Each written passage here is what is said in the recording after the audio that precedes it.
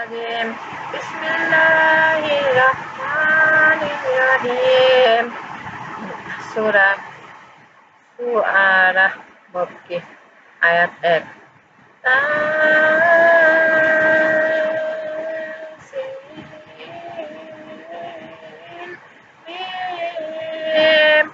এগুলো গ্রন্থের আয়াত। ওরা বিশ্বাস করে না বলে তুমিও হয়তো মনে কষ্ট আত্মঘাতী হয়ে পড়বে। আমি ইচ্ছা করলে আকাশ হতে ওদের নিকট এক নিদর্শন পাঠাতে পারি। বলে ওরা তার প্রতি নত হয়ে পড়বে। যখন ওদের নিকট ধর্মের কোনো নতুন উপদেশ আসে তখন ওরা তা থেকে মুখ ফিরিয়ে নেয়। ওরা তো সত্য প্রত্যাখ্যান করেছে, তাই ওরা যা নিয়ে ঠাট্টা করত তা যথাযথ শীঘ্রই জানতে পারবে। ওরা কি পৃথিবীর প্রতি দৃষ্টিপাত করে না? আমি ওতে কত উৎকৃষ্ট উদ্ভিদ সৃষ্টি করেছি, নিশ্চয়ই ওতে আছে নিদর্শন, কিন্তু ওদের অধিকাংশই বিশ্বাসী নয়। এবং নিশ্চয় তোমার রব তিনি তো পরাক্রমশালী, পরম দয়ালু। যখন তোমার রব মুসাকে ডেকে বললেন, তুমি জালিম কওমের কাছে যাও, ফেরাউন কওমের কাছে ওরা কি ভয় করে না? এতে সে বলেছিল, হে আমার রব, ভয় করি যে ওরা আমাকে মৃত্যুক বলবে এবং আমার হৃদয় হতবল হয়ে পড়বে। আমার জিহ্বা তো জড়তাগ্রস্ত, তাই হারুনের প্রতি ওহী পাঠাও, আমার প্রতি তাদের অভিযোগ আছে।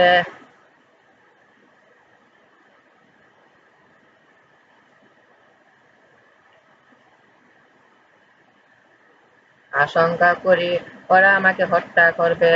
আল্লাহ বললেন, অসম্ভব, উভয় আমার নিদর্শন সহ যাও, আমি তোমাদের শ্রবণকারী।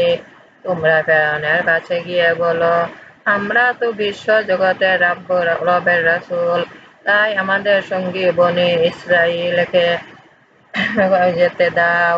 ফেরাউন বলল, শিশুকালে তোমায় কি আমার তত্ত্বাবধানে পালন করিনি? তুমি কি বহু বছর আমার মধ্যে কাটাওনি? তুমি তো যা অপরাধ করার তা করেছ, তুমিও অতি অকৃতজ্ঞ। মুসা বলল, যখন আমি অজ্ঞ ছিলাম তখন তো আমি ইয়া করেছিলাম, পরে তোমাদের ভয়ে ভীত হয়ে আমি পালিয়ে গিয়েছিলাম। অতঃপর আমার রব আমাকে জ্ঞান দান করেছেন এবং রাসূল করেছেন। আমার প্রতি তোমার যে অনুগ্রহ কথা বলেছ তা তো যে তুমি বনি ইসরাঈলকে দাস পরিণত করেছ। ফেরাউন বলল, বিশ্ব জগতের রব আবার কে? মুসা বলল, তিনি হচ্ছে আকাশ ও পৃথিবীর মধ্যবর্তী সব কিছুর রব, যদি তোমরা নিশ্চিত বিশ্বাসী হও। ফেরাউন পরিবারবর্গকে লক্ষ্য করে বলল, তোমরা শুনছ তো? মুসা বলল, তিনি তোমাদের এবং তোমাদের পূর্বপুরুষগণের রব। ফেরাউন বলল, তোমাদের প্রতি প্রেরিত তোমাদের রাসূলটি তো গালবদ্ধ পাগল, তোমাদের রাসূলটি তো এক বদ্ধ পাগল। মুসা বলল, তিনি পূর্বে ও পশ্চিমে এবং ওদের মধ্যবর্তী সমস্ত কিছুর রব, যদি তোমরা বুঝতে। ফেরাউন বলল, আমাকে ছাড়া অন্য উপাস্য রূপে গ্রহণ করলে আমি তোমাকে অবশ্যই কারারুদ্ধ করব। মুসা বলল, তোমার কাছে স্পষ্ট প্রমাণ আনলেও কি? ফেরাউন বলল, তুমি সত্যবাদী হলে তা উপস্থিত করো। পরে মুসা লাঠি নিক্ষেপ করলে তৎক্ষণাৎ তা এক সাক্ষাৎ অজগর হলো এবং মুসা হাত হতে বের করলো আর তা দর্শকদের দৃষ্টিতে শুভ্র উজ্জ্বল প্রতিবাদ হলো। ফেরাউন তার পরিবারবর্গকে বলল, এ তো এক সুদক্ষ জাদুঘর, দেশ হতে তার জাদু বলে তোমাদের বহিষ্কার করতে চায়। এখন তোমরা কি করবে বলো? ওরা বলল তাকে ও তার বাচ্চাকে সামান্য অবকাশ দিয়ে নগরে সংবাদ সং- নগরে সংগ্রাহকদের পাঠাও, যেন তারা তোমাদের কাছে প্রতিটি সুদক্ষ জাদুঘর উপস্থিত করে। পরে নির্ধারিত দিনে নির্দিষ্ট সময়ে জাদুঘর একত্র করা হবে এবং লোকদের বলা হবে, তোমরা একত্র হও, যেন ওরা বিজয়ী হলে তোমরা সমর্থন করতে পারো। জাদুঘরে ফেরাউনের নিকট এসে বলল, আমরা যদি বিজয়ী হই আমাদের জন্য পুরস্কার থাকবে তো? ফেরাউন বলল, হ্যাঁ। তখন তোমরা আমার পরিবার বর্গের সামিল হবে। মূসা ওদের বলল, তোমাদের যা নিক্ষেপ করা তা নিক্ষেপ করো।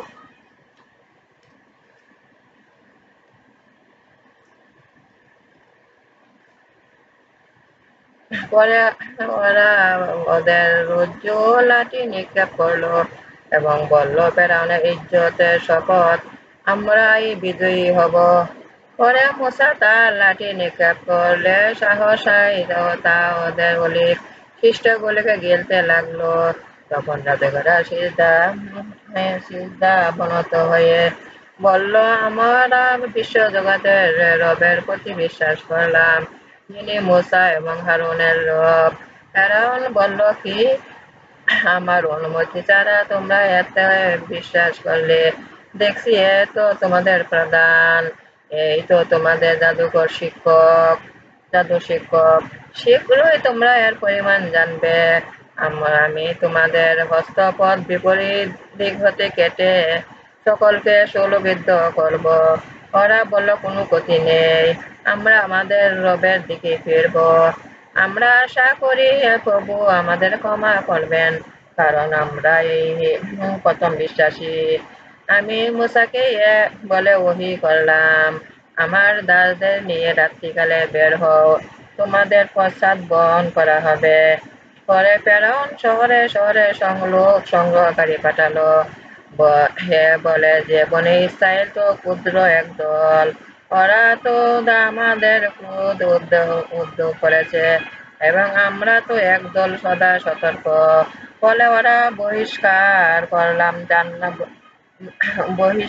করলাম জান্নাত ও বসবান হতে, ধনবান্দার আবাস হতে।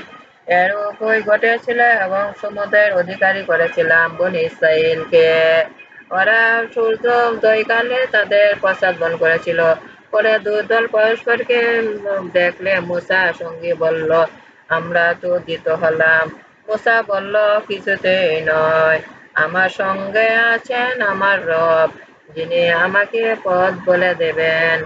পরেও মূসা প্রতি ওহী করলাম, তোমার লাঠি দ্বারা সমুদ্রে আঘাত করো, ফলে তা বিভক্ত হয়ে প্রত্যেক বাঘ বিশাল পর্বত সদৃশ্য হলো। আমি অপর দলটিকে সেখানে উপনীত করলাম এবং মূসা তার সঙ্গী সকলকে রক্ষা করলাম। পরে অপর দলটিকে ডুবিয়ে দিলাম। এতে অবশ্যই নিদর্শন রয়েছে, কিন্তু এদের অধিকাংশ বিশ্বাসী নয়।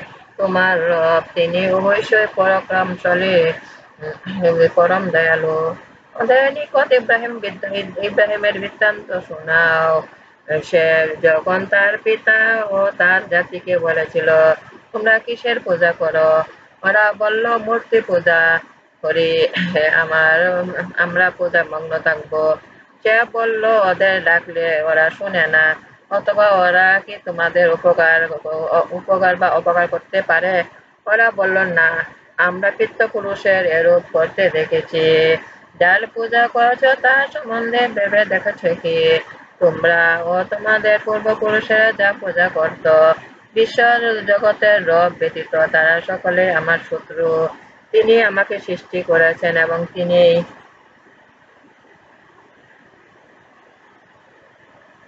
তিনি পথ প্রদর্শন। তিনি আমাকে আহার্য ও পানীয় দান করেন। রোগাক্রান্ত হলে তিনি আমাকে রোগ মুক্ত করেন এবং তিনি আমাকে মৃত্যু ঘটাবেন, পরে পুনর্জীবিত করবেন। আশা করি তিনি কিয়ামতের দিন আমার ত্রুটি ক্ষমা করবেন। হে আমার রব, আমাকে জ্ঞান দাও এবং নেককারদের অন্তর্ভুক্ত করো। পরবর্তীদের মধ্যে আমার উল্লেখ অব্যাহত রেখো এবং আমার সুখকর উদ্যান অধিকারী অন্তর্ভুক্ত করো। ক্ষমা করো আমার পিতাকে, তিনি তো পথভ্রষ্ট, এবং আমাকে পুনঃ কান দিবসে লাঞ্ছিত করো না। যেদিন সম্পদ ও সন্তান সন্ততি কোনো কাজে আসবে না, তবে সে ভিন্ন যে আল্লাহর কাছে বিশুদ্ধ চিত্তে আসবে। জান্নাত বা সাবধানীদের নিকটবর্তী করা হবে, দুজক প্রকাশ করা হবে অবাধ্যদের জন্য। ওরা বলা হবে, তারা তো কোথাকার, তারা কোথায় যাদের উপর উপাসনা করত আল্লাহ ভিন্ন। ওরা কি তোমাদের রক্ষা করবে অথবা নিজেকে রক্ষা করতে পারবে? অতঃপর ওদের এবং পথভ্রষ্টদের মুখোমুখি হয়ে জাহান্নামে ফেলা হবে এবং ইবলীসের বাহিনীও সকলকে। ওরা সেখানে বিতর্কে লিপ্ত হয়ে পড়বে। আল্লাহর শপথ, আমরা স্পষ্ট বিভ্রান্তিতে ছিলাম যখন আমরা তোমাদের প্রতিপালকের হক অগণ্য করতাম। আমাদের পাপীরা বিভ্রান্ত করেছিল বলে আমাদের কোনো সুপারিশকারী নেই, তোমার সহৃদয় বন্ধুও নেই। হায়, যদি একবার প্রত্যাবর্তনের সুযোগ ঘটত তাহলে আমরা বিশ্বাসী হতাম। এতে অবশ্যই নিদর্শন রয়েছে, কিন্তু ওদের অধিকাংশ বিশ্বাসী নয়। নিশ্চয় তোমার রব পরাক্রমশালী দয়ালু।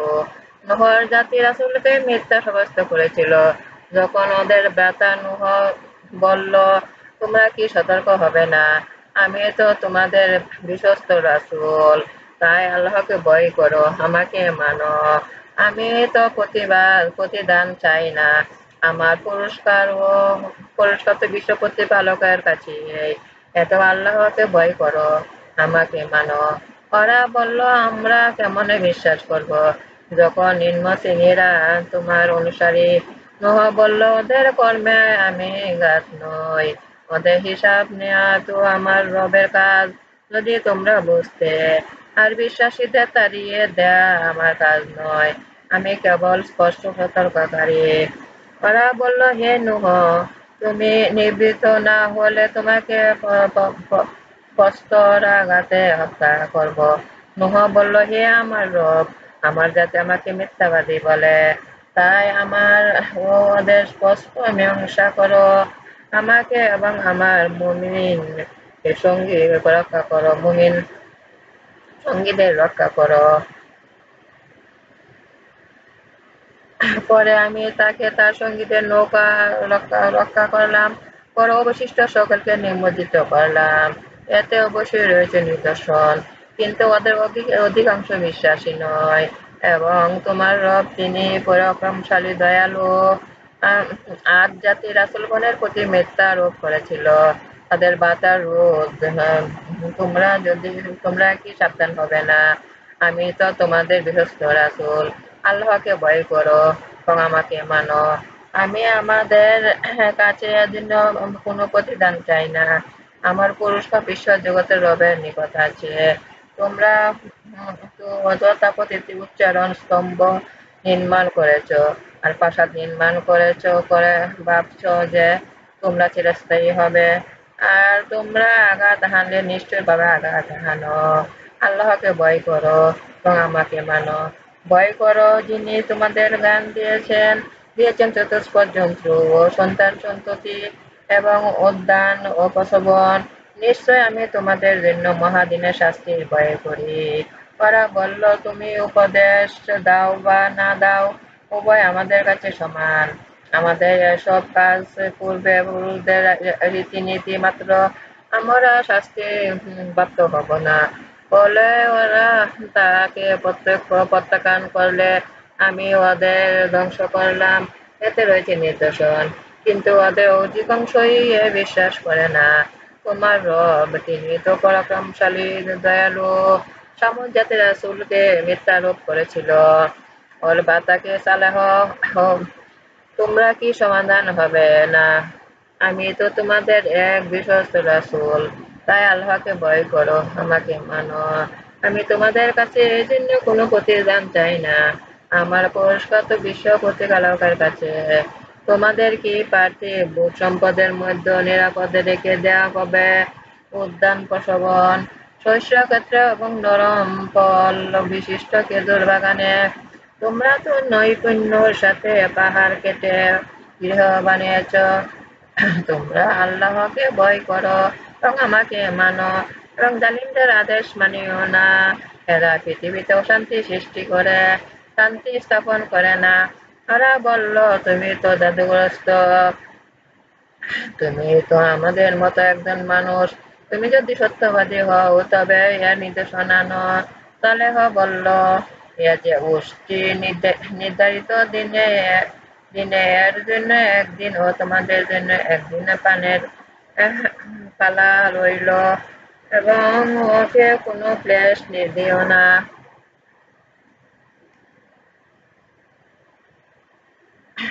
দিলে জাহান্নামের মহাশাস্তি তোমার উপর আরোপিত হবে। কিন্তু ওরা তাকে বধ করলো, পরে ওরা অনুতপ্ত হলো, পরে শাস্তি তাদের গ্রাস করলো। এতে অবশ্যই নিদর্শন, কিন্তু ওদের অধিকাংশ বিশ্বাস করে না। নিঃসন্দেহে তোমার রব তিনি তো পরাক্রমশালী দয়ালু। অনুরূপ লুতের জাতীয় রাসূলকে মিথ্যারোপ করেছিল। তখন ওদের ভাতা লুত, তোমরা কি সাবধান হবে না? আমি তোমাদের জন্য এক গৃহস্থ রাসূল, তাই আল্লাহকে ভয় করো, আমাকে মানো। আমি এর জন্য তোমাদের কাছে কোনো প্রতিদান চাই না। আমার পুরস্কার তো আছে বিশ্ব জগৎ রবের নিকটে। মানুষের মধ্যে তোমরা শুধু পুরুষের সাথে উপগত হও এবং তোমাদের রব তোমাদের জন্য যে নারী সৃষ্টি করেছেন তা বর্জন করো, বরং তোমরা তো সীমা লঙ্ঘনকারী জাতি। ওরা বলল, হে লূত, তুমি যদি নিবৃত না হও তবে অবশ্যই তুমি নির্বাসিত হবে। লূত বলল, আমি তো তোমাদের এ কর্মকে ঘৃণা করি। হে আমার রব, আমাকে এবং আমার পরিবারকে তাদের হতে রক্ষা করো। সুতরাং আমি তাকে এবং তার পরিবারকে রক্ষা করলাম। এক বিদ্যা ভিন্ন যে ছিল ধ্বংসপ্রাপ্ত অন্তর্ভুক্ত, পরে অন্যদের ধ্বংস করলাম। তাদের উপর শাস্তি বৃষ্টি দিয়েছিলাম। প্রাপ্তদের জন্য এক বৃষ্টি নির্দিষ্ট। নিশ্চয় উহাতে রয়েছে নিদর্শন রয়েছে, কিন্তু ওদের অধিকাংশ বিশ্বাসী নয়।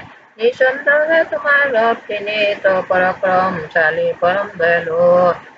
সোয়াইব জাতি রাসূলগণকে মিথ্যারোপ করেছিল। সোয়াইব ওদের বলেছিল, তোমরা কি সতর্ক হবে না? আমি তোমাদের বিশ্বস্ত রাসূল, আল্লাহকে ভয় করো, আমাকে মানো। আমি তোমাদের কাছে কোনো প্রতিদান চাই না। আমার পুরস্কার তো বিশ্ব জগৎ রবের কাছে আছে। মাফে পূর্ণতা দেবে, মাফে কম দিও না এবং সঠিক দাঁড়িপাল্লা ওজন করবে। লোকদের প্রতি প্রাপ্য বস্তু কম দেবে না এবং পৃথিবীতে বিপর্যয় ঘটাবে না। তোমাদের পূর্ববর্তীদের সৃষ্টিকর্তাকে ভয় করো। ওরা বলল, তুমি তো জাদুগ্রস্ত অন্তর্ভুক্ত, তুমি আমাদের মতো একজন মানুষ, আর তোমার মিথ্যাবাদীদের অন্যতম।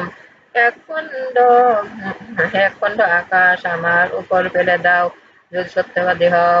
সে বলল, আমার রব ভালো জানেন তোমরা যা করো। তারা তাকে মিথ্যাবাদী বলেছিল। ফলে তাদেরকে মেঘাচ্ছন্ন দিনের আযাব গ্রাস করল। নিশ্চয় এটা ছিল এক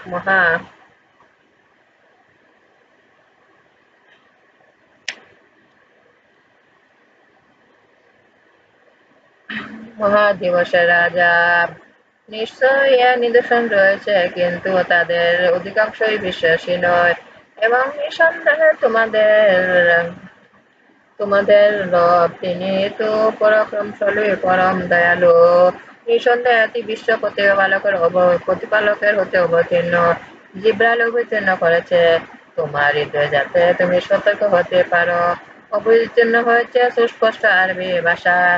পূর্ববর্তীদের গ্রন্থসমূহ অবশ্যই উল্লেখ আছে। বনী ইসরাঈলের পণ্ডিতগণও অবগত আছে। এ কি ওদের নিদর্শন নয়? যদি বিদেশীর প্রতি অবতীর্ণ করা হতো এবং তা সে যদি পাঠ করত তবে ওরা ওতে বিশ্বাস করত না। এভাবে আমি অপরাধীগণকে অন্তরে অবিশ্বাস সঞ্চার করি। ওরা এতে বিশ্বাস করবে না যতক্ষণ না মর্মন্তুদ শাস্তি প্রত্যক্ষ করে।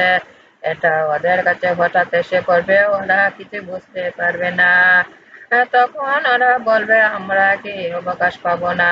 ওরা কি আমার শাস্তিকে দ্রুত চায়? আচ্ছা বলো তো, যদি আমি দীর্ঘকাল ওদের ভোগ বিলাসে রাখি, পরে প্রতিশ্রুতির বিষয় ওদের উপর এসে পড়ে, তখন ওদের ভোগ বিলাসের বস্তু ওদের কোনো কাজে আসবে কি? আমি কোনো জনপদ সতর্ককারী না পাঠিয়ে ধ্বংস করিনি। এ উপদেশ কেন না আমি জালিম নই। শয়তান কুরআন অবতীর্ণ করেননি, এবং ওরা ইয়া কাজে যোগ্য নয় এবং এর সামর্থ্য রাখে না। ফেরেশতাদের কথা শ্রবণ অধিকার দেওয়া হয়নি। অতএব তুমি অন্য কোনো উপাস্যকে আল্লাহর অংশী করো না, ফলে তুমি শাস্তি পাবে।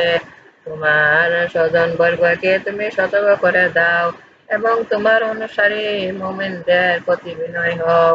ওরা তোমার অবাধ্যতা করলে বলবে, তোমাদের কৃতকর্মের জন্য আমি দায়ী নই। তুমি ভরসা করো পরাক্রমশালী দয়ালুর উপর, যিনি তোমাকে দেখেন রতকালীন এবং দেখেন সিজদাকারীদের সাথে উঠতে বসতে। নিশ্চয়ই তিনি সর্বশ্রোতা সর্বজ্ঞ। আমি তোমাকে কি জানাবো? কার নিকট শয়তান অবতীর্ণ হয়, সে অবতীর্ণ হয় প্রত্যেক মিথ্যাবাদী ও পাপীর উপর। ওরা কান পেতে থাকে এবং ওদের অধিকাংশ মিথ্যাবাদী এবং তারা কবিদের অনুসরণ করে যারা বিভ্রান্ত। তুমি কি দেখো না, ওরা লক্ষ্যহীন ভাবে সকল বিষয়ে কল্পনা বিহার করে থাকে এবং যা বলে তা করে না তারা। তবে যারা ইমানদার সৎকর্মশীল তাদের কথা স্বতন্ত্র এবং আল্লাহকে বারবার স্মরণ করে এবং কেবল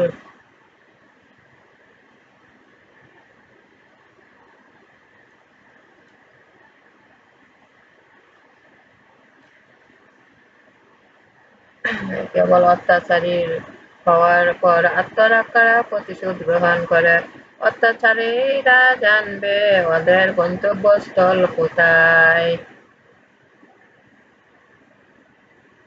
আমার নামাজ, আমার উপাসনা, আমার জীবন, আমার মরণ সব আল্লাহরই। আমি আল্লাহর কাছে আত্মসমর্পণ করছি। হে আমার রব, আমাকে তোমার আনুগত্য বানাও, রাসূলের আনুগত্য বানাও।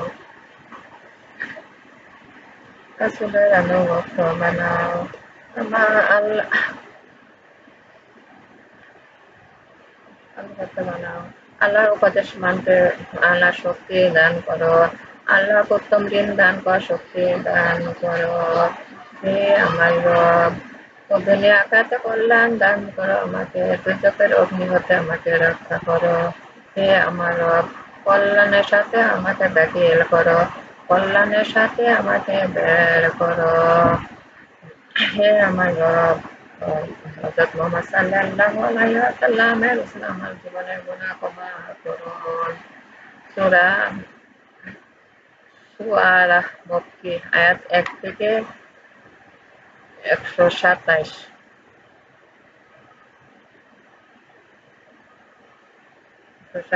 বিসমিল্লাহির রহমানির রহিম।